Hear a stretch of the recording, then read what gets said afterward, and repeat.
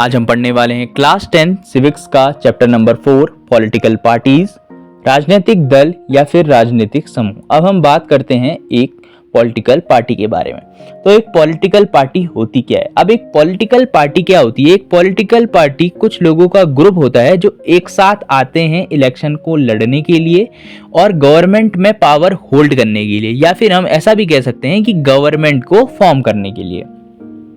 अब एक जो पॉलिटिकल पार्टी होती है वो जानी जाती है उसकी पॉलिसीज और उसके इंटरेस्ट के बारे में। और एक पॉलिटिकल पार्टी मेनली 3 कंपोनेंट से बनी होती है। पहला उसके लीडर्स, दूसरा उसके एक्टिव मेंबर्स, तीसरा उसके फॉलोअर्स। अब हम बात करेंगे पार्टीशनशिप के बारे में। अब भाई पार्टीशनशिप क्या होती है? अब उससे पहले पार्टीशनशिप को जानने से पहले आपको पार्टीशन के बारे में जानना पड़ेगा। अब पार्टीशन से ही बना है पार्टीशनशिप। अब पार्टीशन क्या होता है? एक ऐसा बंदा या फिर ऐसा पर्सन, ठीक है, जो उस पार्टी के लिए स्ट्रांगली कमिटेड रहता है, यानी कि उस पार्टी का जो है कार्यकर्ता टाइप, या फिर हम ऐसा कह सकते हैं उस पार्टी के लिए बिल्कुल निष्ठावान या कर्तव्यनिष्ठ व्यक्ति, मतलब उस पार्टी के ही सिद्धांतों को मानेगा, उसी पार्टी की आइडियोलॉजी को वो बंदा मानेगा, ठीक है। अब उसी बंदा, जो वो बंदा है, उसको हम कहते हैं पार्टीशन, ठीक है।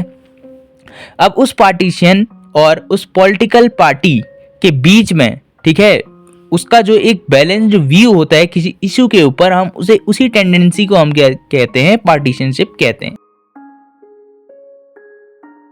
Functions of political party. अब हम देखते हैं कि एक पॉलिटिकल पार्टी के डेमोक्रेसी में कौन कौन से फंक्शंस हैं। तो इसका सबसे पहला और बेसिक फंक्शन यही है कि पॉलिटिकल पार्टीज कंटेस्ट इन इलेक्शंस, ठीक है। अब जो एक पॉलिटिकल पार्टी है वो कंटेस्ट करती है इलेक्शनों में। अब इसको थोड़ा और एक्सप्लेन करते हैं। तो कैंडिडेट्स जो होते हैं वो रिकमेंड करे जाते हैं पॉलिटिकल पार्टीज से ताकि वो इलेक्शन में लड़ सकें, और जो कैंडिडेट्स होते हैं उनको टॉप पार्टी लीडर्स या जो टॉप लीडर्स होते हैं पॉलिटिकल पार्टी के, वो चुनते हैं। अगला हमारा जो फंक्शन आता है वो है फॉर्म एंड रन गवर्नमेंट। अब क्या होता है कि भाई पॉलिटिकल पार्टी अगर जीत जाती है इलेक्शनों में तो वो क्या करेगी? गवर्नमेंट को बनाएगी और गवर्नमेंट को चलाएगी, ठीक है। अब हमारा अगला तीसरा हमारा जो फंक्शन आता है वो है रोल ऑफ अपोजिशन। तो भाई एक अपोजिशन पार्टी क्या होती है भाई? अब एक अपोजिशन पार्टी क्या होती है? एक ऐसी पार्टी जो इलेक्शन के टाइम पर लोगों की मेजॉरिटी को नहीं गेन कर पाती है, या फिर ऐसी पार्टी जो इलेक्शन को हार जाती है, वो अपोजिशन के तौर पर बैठती है हमारे पार्लियामेंट में। तो एक जो पार्टी है अपोजिशन पार्टी, उसका इंपॉर्टेंट काम होता है हमारी डेमोक्रेसी में कि वो क्या करती है? गवर्नमेंट को उसकी रॉन्ग पॉलिसीज़ के लिए क्रिटिसाइज़ करती है ताकि जो गवर्नमेंट है वो उन पॉलिसीज़ को इम्प्रूव करे और उन पॉलिसीज़ को बेहतर बनाए। अब हमारा अगला फंक्शन आता है मेकिंग लॉज या फिर लॉ मेकिंग। एक पॉलिटिकल पार्टी का एक इम्पॉर्टेंट काम ये होता है कि उसे पूरी कंट्री के लिए क्या करना पड़ता है? लॉ बनाना पड़ता है, या फिर रूल्स एंड रेगुलेशंस बनानी पड़ती हैं। अगला है हमारा फॉर्मुलेट पॉलिसीज एंड प्रोग्राम्स। अब एक गवर्नमेंट या फिर एक पॉलिटिकल पार्टी का ये भी एक काम है कि वो उसे क्या करना है? पॉलिसीज और प्रोग्राम्स फॉर्मुलेट करने हैं हमारे देश के सिटीजन्स के लिए। अगला है एक्सेस टू गवर्नमेंट स्कीम्स। अब जो पॉलिटिकल पार्टी है वो कुछ गवर्नमेंट स्कीम्स को लॉन्च करती है और उसका काम ये रहता है कि उसे लोगों तक अपनी इन गवर्नमेंट स्कीम्स का एक्सेस पहुंचाना है। अगला और हमारा जो लास्ट फंक्शन है एक पॉलिटिकल पार्टी का वो है शेप पब्लिक ओपिनियन। अब शेप पब्लिक ओपिनियन का मतलब होता है जो हमारे हाईलाइटेड इशू होते हैं हमारी कंट्री में, एक पार्टी जब उसके ऊपर टिप्पणी करती है या उसके ऊपर कोई बयान देती है, एक पॉलिटिकल पार्टी जो होती है वो अपना एक पब्लिक ओपिनियन देती है by raising and highlighting the issues, उन मुद्दों के ऊपर अपना एक ओपिनियन देती है। और कई बार जो पॉलिटिकल पार्टी होती हैं वो क्या करती हैं? मूवमेंट्स लॉन्च करती हैं ताकि उन प्रॉब्लम्स का रिजोल्यूशन हो सके या वो प्रॉब्लम हमारी सॉल्व हो सके। अब हमारी अगली हेडिंग आती है सिस्टम्स ऑफ पॉलिटिकल पार्टीज़ की। भाई हमारे जो वर्ल्ड में पॉलिटिकल पार्टीज़ के कितने सिस्टम देखे जाते हैं, कितनी वैरायटीज़ इसकी देखी जाती है। तो भाई जो पॉलिटिकल पार्टी का सिस्टम है वो 3 कैटेगरी में बटा हुआ है। तो इसकी पहली जो हमारी कैटेगरी है वो है वन पार्टी सिस्टम। भाई वन पार्टी सिस्टम से ही आपके दिमाग में इमेज आ गई होगी चाइना की, तो आपका जो गेस है वो बिल्कुल सही है। अब वन पार्टी सिस्टम क्या होता है? वन पार्टी सिस्टम में केवल एक ही पार्टी को अलाउड होता है गवर्नमेंट को रन करना और गवर्नमेंट को कंट्रोल करना। Only one power is allowed to control and run the government, for example China. ठीक है, अब हम अगला देखते हैं। अगला है हमारा two party system. Two party system से अब आप लोग समझ गए होंगे कि यहाँ केवल दो ही पार्टी होती हैं और यहाँ दोनों ही पार्टी के पास सीरियस चांस होता है इलेक्शन को जीतने का। अब जैसे अगर हम एक कॉइन को टॉस करेंगे, या तो हेड्स ही आएगा या तो टेल्स ही आएगा। अब इसमें क्या होता है कि भाई दोनों ही पार्टी के पास मेजोरिटी को जीतने का एक बढ़िया चांस रहता है और गवर्नमेंट बनाने का दोनों के पास 50-50 चांस रहता है। यहाँ पे कोई भी पार्टी जीत सकती है दोनों में से। अब जो ये वाला टू पार्टी सिस्टम है ये मेनली हमारा दिखाई देता है यूएसए, यूनाइटेड किंगडम और ऑस्ट्रेलिया में। ये इसके कुछ एग्जांपल्स हैं टू पार्टी सिस्टम के। अगला हम देखते हैं मल्टी पार्टी सिस्टम, यानी हमारे जो इंडिया का मल्टी पार्टी सिस्टम है, जो हमारे इंडिया में देखा जाता है मल्टी पार्टी सिस्टम। नाम में ये मल्टी पार्टी, यानी कि मल्टी पार्टी का मतलब दो से ज़्यादा होंगे। ठीक है, तो यहाँ क्या होता है, बहुत सारी पार्टीज आपस में compete करती हैं पावर को लेके, और यहाँ मोर देन टू पार्टीज, दो पार्टी से ज़्यादा या फिर दो या दो से ज़्यादा पार्टीज के पास बढ़िया वाला चांस रहता है कि वो जीत जाए इलेक्शन। अब ऐसा कैसे होता है कि भाई दो या दो से ज़्यादा पार्टीज के पास इलेक्शन जीतने का चांस रहता है। अब देखो, कोई भी पार्टी जो है ना वो या तो अपनी ओन स्ट्रेंथ या अपने बलबूते पे जीत सकती है, या तो भाई अलायंस बना सकती है दूसरी पार्टी के साथ। अब भाई अलायंस होता क्या है? अलायंस क्या होता है, जब बहुत सारी पार्टीज एक साथ अपने हाथ मिला लेती है इलेक्शन में कंटेस्ट करने के लिए, तो भाई उसे अलायंस कहते हैं। और जब वो अलायंस जीत जाता है तो उसी अलायंस को हम बोलते हैं कोलिएशन गवर्नमेंट। अब कोलिएशन गवर्नमेंट का मतलब होता है भाई गठबंधन वाली सरकार। ठीक हो गया। अब कोलिएशन गवर्नमेंट जो है, ठीक है, अभी की जो सरकार है वो भी एक कोलिएशन गवर्नमेंट है, जो अभी फिलहाल एनडीए सरकार है, एनडीए की सरकार, नेशनल डेमोक्रेटिक अलायंस। अब जो ये एनडीए अलायंस है, ये एनडीए हमारा बीजेपी का अलायंस है। ठीक है, और कांग्रेस का जो अलायंस है अभी के टाइम पे जो इंडिया का अलायंस है उसका नाम है इंडिया, INDIA। ठीक है, लेकिन जो इंडिया अलायंस है उसे 2019 से पहले उसे हम कहते थे यूपीए का मतलब होता था यूनाइटेड प्रोग्रेसिव अलायंस। ये जो था हमारा कांग्रेस का अलायंस था। और जो हमारी कम्युनिस्ट पार्टी है, कम्युनिस्ट पार्टी का भी एक अपना अलायंस है जो है लेफ्ट फ्रंट। अब अलायंस को हम फ्रंट भी कहते हैं, अलायंस का ही दूसरा नाम फ्रंट भी है। फ्रंट का मतलब अलायंस, अलायंस का मतलब फ्रंट, सेम बात है। ठीक है, अब हम देखते हैं टाइप्स ऑफ पॉलिटिकल पार्टीज। ठीक है, तो हमारे इंडिया में इलेक्शन कमीशन के द्वारा मोर देन 750 पार्टीज को रिकॉग्नाइज करा गया है, यानी कि अभी तक इंडिया में 750 से ज़्यादा ही पार्टीज होंगी। अब पार्टीज जो आती हैं, दो टाइप की पार्टीज होती हैं भाई इंडिया में। आपको दो टाइप की पार्टीज, या फिर पूरे वर्ल्ड में आपको दो टाइप की पार्टीज आपको दिखाई देती हैं। पहली होती हैं स्टेट पार्टीज, दूसरी होती हैं national parties. State parties, the parties that are present only in one of the federal units, यानी कि स्टेट पार्टीज ऐसी पार्टीज होती हैं जो केवल एक से ज़्यादा स्टेट्स में देखी जाती है, वो हमारी स्टेट पार्टीज होती है।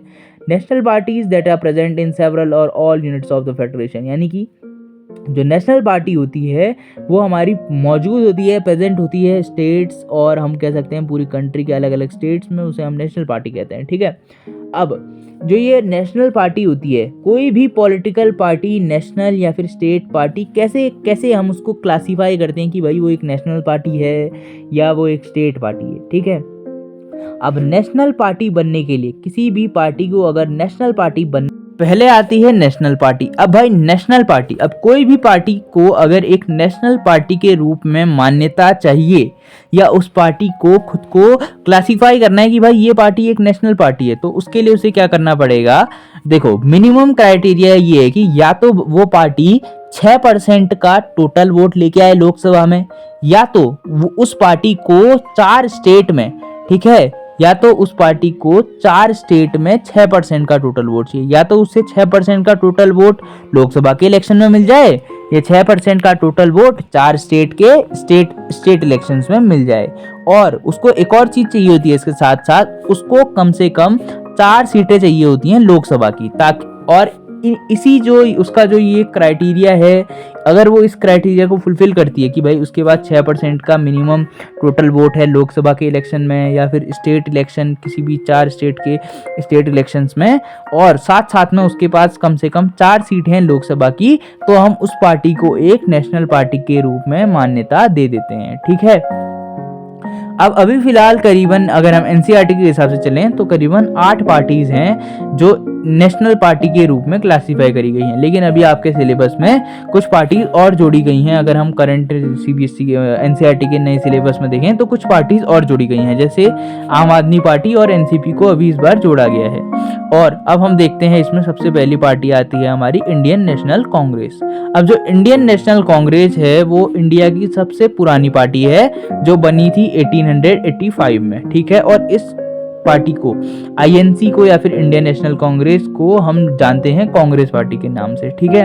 अब जो कांग्रेस पार्टी है वो सपोर्ट करती है सेक्युलरिज्म और welfare of weaker section and minorities, यानी कि ये पार्टी जो है ये सेक्युलरिज्म को सपोर्ट करती है, साथ साथ में ये वीकर सेक्शन और माइनॉरिटीज के वेलफेयर के बारे में सोचती है। अगली पार्टी आती है हमारी communist party of India. Communist party of India जो है या फिर सीपीआई, जो कम्युनिस्ट पार्टी ऑफ इंडिया है वो फाउंड हुई थी हमारी 1925 में। और ये जो कम्युनिस्ट पार्टी ऑफ इंडिया है ये बिलीव करती है मार्क्सिज्म लेनिज्म में। अब जो ये मार्क्सिज्म और लेनिज्म है ये क्या है, मार्क्सिज्म का मतलब कार्ल मार्क्स और लेनिन का मतलब है व्लादिमीर लेनिन। अब इनके नाम आपने शायद सुने होंगे। अब जो ये पार्टी है ये कार्ल मार्क्स और व्लादिमीर लेनिन की आइडियोलॉजी को मानते हैं और सेक्युलरिज्म और डेमोक्रेसी को ये पार्टी मानती है। कार्ल मार्क्स और व्लादिमीर लेनिन के आइडियाज के साथ साथ ये जो पार्टी है सेक्युलरिज्म और डेमोक्रेसी को मानती है।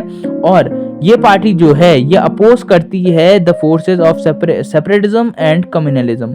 ये पार्टी कम्युनलिज्म को अपोज करती है। साथ साथ में ये जो पार्टी है ये हमें देखने को मिलती है केरला, वेस्ट बंगाल, पंजाब, आंध्र प्रदेश और तमिलनाडु में। अगली पार्टी जो है वो है communist party of India Marxist. अब ये है सीपीआईएम। अब जो सीपीआईएम है ये इसका नाम में ही है communist party of India Marxist, क्योंकि ये जो पार्टी है ये केवल कार्ल मार्क्स के आइडिया को मानती है। और ये जो पार्टी है ये 1964 में बनी थी और ये सपोर्ट करती है सोशलिज्म, सेक्युलरिज्म और डेमोक्रेसी को और अपोज करती है इंपीरियलिज्म या फिर और कम्युनलिज्म को। और ये एंजॉय करती है एक स्ट्रॉन्ग सपोर्ट हमारे वेस्ट बंगाल, त्रिपुरा और केरला में। अब हमारी अगली पार्टी आती है भारतीय जनता पार्टी। ये पार्टी हमारी बनी थी 1980 में बाय रिवाइविंग द ओल्ड भारतीय जनसंघ। अब ये ओल्ड भारतीय जनसंघ या फिर भारतीय जनसंघ क्या है, तो जो ये भारतीय जनसंघ है इसे बनाया था श्यामा प्रसाद मुखर्जी ने 1951 में। अब श्यामा प्रसाद मुखर्जी ने भारतीय जनसंघ को बनाया था 1951 में और वही भारतीय जनसंघ बाद में 1980 में वही भारतीय जनसंघ कहलाया हमारा बीजेपी।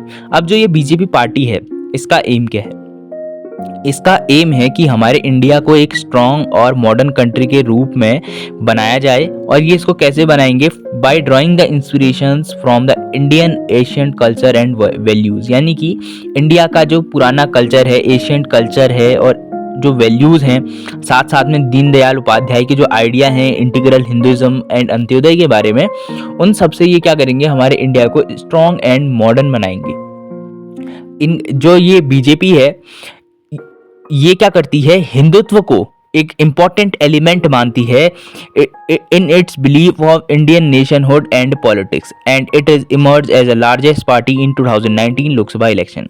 और बीजेपी जो पार्टी है 2019 के लोकसभा इलेक्शंस में सबसे बड़ी पार्टी बनके उभर के आती है। अब हमारी अगली पार्टी आती है ऑल इंडिया तृणमूल कांग्रेस या फिर AITC, जो बनी थी 1 जनवरी 1998 को under the leadership of Mamata Banerjee, जो कि अभी फिलहाल में वेस्ट बंगाल की चीफ मिनिस्टर हैं। और जो ये पार्टी है इसको एक नेशनल पार्टी का दर्जा मिला था 2016 में। इस पार्टी का जो सिंबल है वो है फ्लावर्स एंड ग्रास। अब जो ये सिंबल की बात आती है, हर एक पार्टी का अपना अपना सिंबल होता है। जैसे हमने बात करी कांग्रेस पार्टी की, उसका सिंबल है पाम या फिर जो हाथ का निशान होता है वो। कम्युनिस्ट पार्टी का जो सिंबल है वो होता है सिकल और जो वहाँ पे क्रॉप्स होती हैं वीट की वो। साथ साथ में communist party of India Marxist या फिर CPIM, उसका जो सिंबल है वो है एक सिकल और साथ साथ में एक हैमर। और भारतीय जनता पार्टी का जो सिंबल है वो है एक लोटस। और बहुजन समाजवादी पार्टी का जो सिंबल है वो है एक एलिफेंट या फिर एक हाथी। और ऑल इंडिया तृणमूल कांग्रेस यानी कि AITC का सिंबल है फ्लावर्स एंड ग्रास। और जो ये AITC है या फिर ऑल इंडिया तृणमूल कांग्रेस है इसकी जो सिग्निफिकेंस प्रेजेंस है वो है वेस्ट बंगाल में, और साथ ही साथ इसका हमें प्रेजेंस देखने को मिलता है अरुणाचल प्रदेश, मणिपुर और त्रिपुरा में। अब हम बात करेंगे हमारी अगली पार्टी एनसीपी या फिर नेशनलिस्ट कांग्रेस पार्टी के बारे में।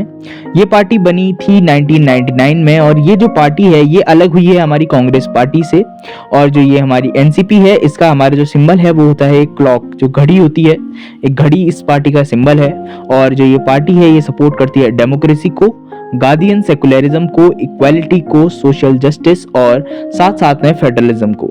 इस पार्टी का अच्छा खासा प्रेजेंस या एक बम्पर सपोर्ट हमें देखने को मिलता है महाराष्ट्र में। और इसका जो अलग से जो इसके छोटे मोटे सिग्निफिकेंस या हम कह सकते हैं इसके कुछ मेंबर्स आपको मिलेंगे मेघालय, मणिपुर और आसाम में। मेनली इस पार्टी का जो सिग्निफिकेंस प्रेजेंस है वो महाराष्ट्र में आपको देखने को मिलेगा। हमारी अगली पार्टी आती है बहुजन समाज पार्टी या फिर बीएसपी। जो ये पार्टी है बहुजन समाजवादी पार्टी, ये बनी थी 1984 में under the leadership of Kanshiram. जो ये बहुजन समाजवादी पार्टी है ये रिप्रेजेंट करती है और पावर को सिक्योर करती है बहुजन समाज के लिए, या फिर हम कह सकते हैं कि ये पार्टी बहुजन समाज के लिए काम करती है। अब बहुजन समाज के अंदर कौन कौन आते हैं? बहुजन समाज के अंदर आते हैं दलित्स, आदिवासीज, ओबीसीज और अदर रिलीजियस माइनॉरिटीज़। और जो ये बहुजन समाजवादी पार्टी है ये इंस्पिरेशन लेती है from the ideas and teachings of Sahu Maharaj, Mahatma Phule, Periyar Ramasamy Naicker and Baba Saheb Ambedkar. और जो ये बीएसपी है या बहुजन समाज पार्टी है, इसका जो मेन बेस है वो है उत्तर प्रदेश में। और इसकी सिग्निफिकेंस तो नहीं लेकिन सब्सिस्टेंशियल प्रेजेंस हमें देखने को मिलती है मध्य प्रदेश, चंडीगढ़, उत्तराखंड, दिल्ली एंड पंजाब के अंदर।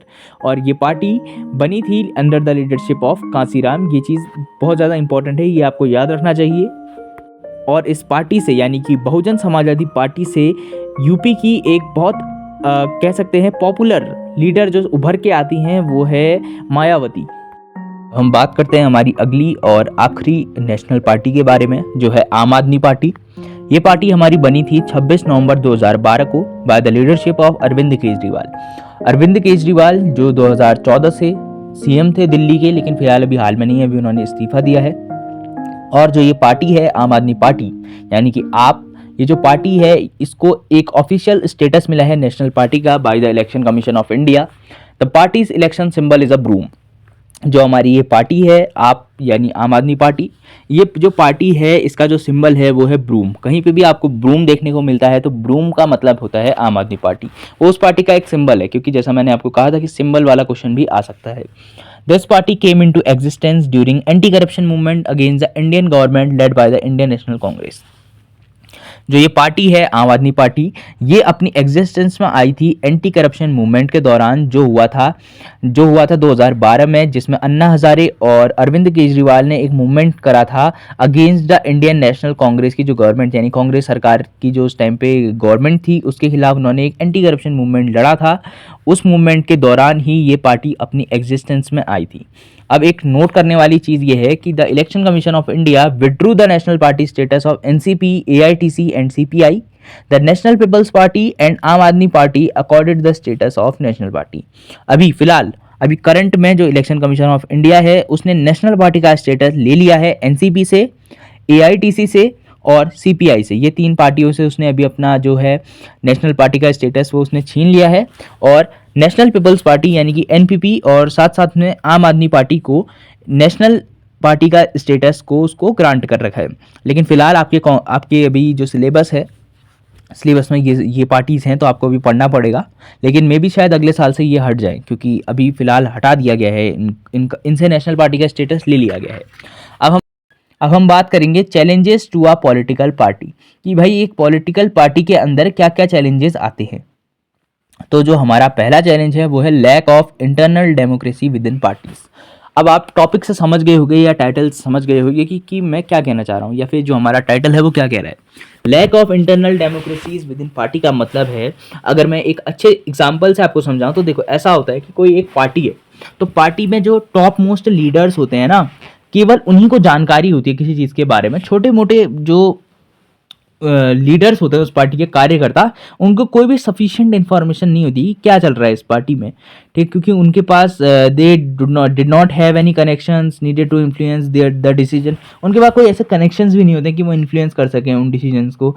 और पार्टीज़ में ऐसा होता है कि कोई वहाँ इंटरनल इलेक्शन होते नहीं है और पार्टीज़ कोई रिकॉर्ड रखती नहीं है अपने मेंबर्स का, और जो पार्टी है is concentrated in the hands of one or few leaders at the top. यानी कि जो पार्टी है उसको केवल कुछ गिने चुने चुनिंदा जो लीडर्स हैं वही चला रहे होते हैं उस पार्टी को, और बाकी छोटे मोटे लोगों को कुछ ज़्यादा पता भी नहीं होता है। As a result the leaders assume greater power to make decision in the name of the party. और इससे क्या रिजल्ट होता है कि जो बड़े बड़े लीडर्स हैं इस पार्टी के, वही अपना डिसीजन बना पाते हैं, पार्टी के नाम पर वो अपना डिसीजन देते हैं, जबकि वो डिसीजन होता है उनका। और जो छोटे मोटे वहाँ पे जो मेंबर्स होते हैं उनके पास कोई इतने बड़े कनेक्शन भी नहीं होते हैं कि वो उनके डिसीजन को इन्फ्लुएंस कर सकें। तो यही है lack of internal democracies within parties. अगला आता है हमारा डायनेस्टी सक्सेशन। अब डायनेस्टी सक्सेशन क्या होता है? The top position in many parties are generally controlled by members of one family. This is unfair to other members of the party. This is also bad for democracy. तो क्या कह रहा है, देखो dynasty succession क्या होता है। Dynasty succession का मतलब होता है कि अगर कोई पार्टी है, डायनेस्टी सक्सेशन ऐसी पार्टी में देखा जाता है जिस पार्टी को एक कोई फैमिली कंट्रोल कर रही होती है। जैसे इसका एक कॉमन और सबसे अच्छा एग्जांपल होगा इंडियन नेशनल कांग्रेस। अभी जो कांग्रेस पार्टी है उसकी जो डोर थाम है या जो उसकी उसकी जो अभी वो जिसके हाथ में है वो अभी गांधी फैमिली के हाथ में। अभी जो गांधी फैमिली है, गांधी फैमिली कंट्रोल कर रही है इंडियन नेशनल कांग्रेस को। तो इससे क्या होता है कि वो लोग जो है, डायनेस्टी सक्सेशन का मतलब होता है कि जो भी पार्टी का टिकट है या कहीं पे कोई अपॉर्चुनिटी है तो वो सबसे पहले अपनी फैमिली के मेंबर्स या अपने रिलेटिव्स को देते हैं। तो यही है डायनेस्टी सक्सेशन, और ये डेमोक्रेसी के लिए अच्छा नहीं होता है, क्योंकि इसमें क्या होता है कि जो बाकी लोग होते हैं पार्टी के उनको चांस नहीं मिलता है। तभी ये क्या है, एक चैलेंज है पॉलिटिकल पार्टीज के लिए। अगला आता है मनी एंड मसल पावर। कई बार क्या होता है इलेक्शन में कुछ पार्टी जीतने के लिए मनी और मसल पावर का इस्तेमाल करती है कि बहुत सारा अंधाधुंध पैसा उड़ा दिया या किसी को डरा धमका के अपनी तरफ कर लिया वोट कि हमें वोट दो करके। अब जो ऐसी पार्टी होती है जो ज़्यादा पैसा नहीं उड़ा पाती है मतलब इलेक्शन में, क्योंकि उनके पास ज़्यादा फंड्स होते नहीं है, उस पार्टी के पास छोटी मोटी पार्टी है तो वो उतना पैसा नहीं बहा पाती है उस दूसरी पार्टी के उससे, तो जिस वजह से वो वाली पार्टी जीत जाती है। तो ये भी एक चैलेंज है पॉलिटिकल पार्टीज के लिए कि भाई जो ज़्यादा मनी एंड मसल पावर बहा रहा है कई बार वो इलेक्शन जीत जाता है। तो इससे क्या होता है कि जो पार्टीज होती हैं, और कई बार जो पार्टीज होती हैं वो सपोर्ट करती हैं क्रिमिनल्स को ताकि वो क्या कर सकें, इलेक्शन को जीत सके, ताकि उनका, क्योंकि उन जो क्रिमिनल्स होते हैं उनका जो डर या दबदबा होता है वो लोगों को डराए रखता है कि भाई अगर हमने इसको वोट नहीं दिया तो हमारे लिए मतलब खराब हो सकता है उस हिसाब से। तो अब हमारा अगला चैलेंज आता है absence of meaningful choice to voters. अब absence of meaningful choice to voter का क्या मतलब है, मैं आपको एक अच्छा सा एग्जांपल देता हूँ, अच्छा खासा एग्जांपल देता हूँ जिससे आपको समझ आ जाएगा। तो देखिए ऐसा होता है, मान लो आपके सामने एक कंडीशन है, एक इलेक्शन चल रहा है। इलेक्शन में दो पार्टीज है, बीजेपी और कांग्रेस, दोनों ने ही अपना एक एक कैंडिडेट इलेक्शन में उतारा है। बीजेपी ने एक ऐसे बंदे को उतारा है जो ड्रग्स स्मगल करता है और उसके खिलाफ 2-3 क्रिमिनल केस हैं। कांग्रेस ने एक ऐसे बंदे को निकाल रखा है अपने कैंडिडेट के तौर पे इलेक्शन में जिसने मतलब 5-6 मर्डर कर रखे हैं या वो ह्यूमन ट्रैफिकिंग के केस में फंसा हुआ है। ऐसे बंदे को उन लोगों ने वहाँ इलेक्शन में खड़ा कर रखा है। तो भाई देखो हमारे पास कोई मीनिंगफुल चॉइस नहीं है, दोनों ही बंदे उन लोगों ने खड़ा करे, क्योंकि देखो इलेक्शन में क्या है कि दोनों में से कोई ना कोई तो जीतेगा। अब वोटर्स के पास क्या चॉइस है, या तो वो किसी एक को तो चुनना ही पड़ेगा, ये वाली चॉइस होती है। तो इसमें हमारे पास क्या होता है कि कोई भी हमारे पास क्या होती है, चॉइस नहीं होती है हमारे पास, अच्छी खासी हमारे पास कोई चॉइस है ही नहीं मतलब। तो यही होता है absence of meaningful choice to voters का, जहाँ पे कि दोनों में से दोनों ही पार्टी के जो हमारे कैंडिडेट हैं वो एक अच्छी चॉइस नहीं होते हैं। तो वही हमारा जो चैलेंज है वो क्या है, absence of meaningful choice to voters. बात करेंगे हमारी अगली हेडिंग के बारे में, रिफॉर्म्स ऑफ पॉलिटिकल पार्टीज, यानी कि इंडिया में पॉलिटिकल पार्टीज के लिए क्या क्या रिफॉर्म्स लाए गए हैं। तो उसमें से जो हमारा पहला रिफॉर्म है वो है एंटी डिफेक्शन लॉ। उससे पहले जान लेते हैं कि डिफेक्शन होता क्या है।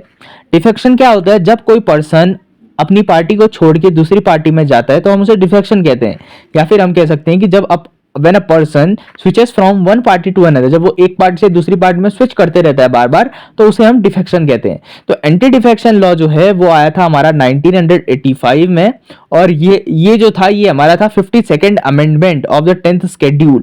ये एक संशोधन था, 52nd अमेंडमेंट, यानी कि 52 अमेंडमेंट था, ये 52nd अमेंडमेंट था 10th शेड्यूल का। और ये एंटी डिफेक्शन लॉ क्या कहता है, एंटी डिफेक्शन लॉ कहता है कि अगर कोई एमएलए या फिर कोई एमपी इलेक्शन जीत जाने के बाद किसी दूसरी पार्टी में शिफ्ट करता है या स्विच करता है तो उसकी इलेक्शन की सीट उससे छीन ली जाएगी। और उस सीट में दोबारा इलेक्शन कराए जाएंगे। अब भाई ये लोग डिफेक्शन करते क्यों हैं? देखो, इसके मेनली दो कारण रहते हैं कि कोई बंदा अपनी पार्टी को क्यों छोड़ता है। पहला कारण ये होता है कि दूसरी पार्टी उसको ऑफर करती है कि तुम मेरी पार्टी में आ जाओ, हम तुम्हें मिनिस्टर बना देंगे। और या तो फिर उससे कहा जाता है कि भाई तुम हमारी पार्टी में आ जाओ, हम तुम्हें बढ़िया 10-20 करोड़ रुपए ऐसा ऐसा कैश रिवॉर्ड दे देंगे। तो इस वजह से क्या होता है कि जो मिनिस्टर या एमएलए होते हैं वो अपनी पार्टी से क्या करते हैं, स्विच कर देते हैं दूसरी पार्टी में। अब हम बात करेंगे हमारे अगले रिफॉर्म के बारे में, जो है details of property and criminal cases. इसमें क्या है कि सुप्रीम कोर्ट ने एक ऑर्डर पास कर रखा है कि अब हर एक कैंडिडेट जो इलेक्शन में कंटेस्ट कर रहा है उसे एक एफिडेविट फाइल करना पड़ेगा। अब एफिडेविट क्या होता है? एफिडेविट एक साइंड डॉक्यूमेंट होता है जो एक ऑफिसर को सबमिट करा जाता है, जिसमें एक पर्सन एक स्वर्ण करता है। स्वर्ण मतलब एक प्रॉमिस करता है to tell the truth statement regarding the personal information. यानी कि उस एफिडेविट में होता है, उसकी डिटेल्स होती हैं जिसमें वो अपनी डिटेल्स बताता है उस एफिडेविट में कि भाई मेरे पास इतनी प्रॉपर्टी है, मेरे खिलाफ इतने क्रिमिनल केसेस हैं, मेरे पास इतना मनी और इतनी जो भी उसकी लायबिलिटीज या एसेट्स हैं उसके बारे में वो अपने एफिडेविट में लिखता है। और वो एफिडेविट एक प्रूफ के तौर पे रखा जाता है ताकि पता चले कि उसका कितनी प्रॉपर्टी क्रिमिनल केसेस हैं उसके खिलाफ। तो ये सुप्रीम कोर्ट ने एक ऑर्डर पास करा है। लेकिन इंडिया में अभी भी ऐसा कोई सिस्टम नहीं है कि जो इंफॉर्मेशन उस कैंडिडेट के द्वारा दी गई है वो सही है या गलत, उसको चेक करने का कोई भी अभी यहाँ मतलब अभी ऐसी कोई फॉर्मेलिटी, ऐसा कोई अभी सिस्टम नहीं है। अब हम बात करेंगे हमारे अगले और लास्ट रिफॉर्म के बारे में, जो है file and income tax return.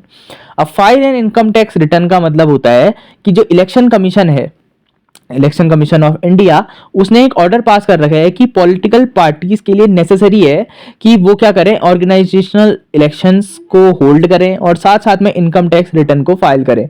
लेकिन ये केवल एक फॉर्मेलिटी है, पार्टीज इसको करती तो है लेकिन sometimes it is only a formality, तो इसको किया नहीं जाता है।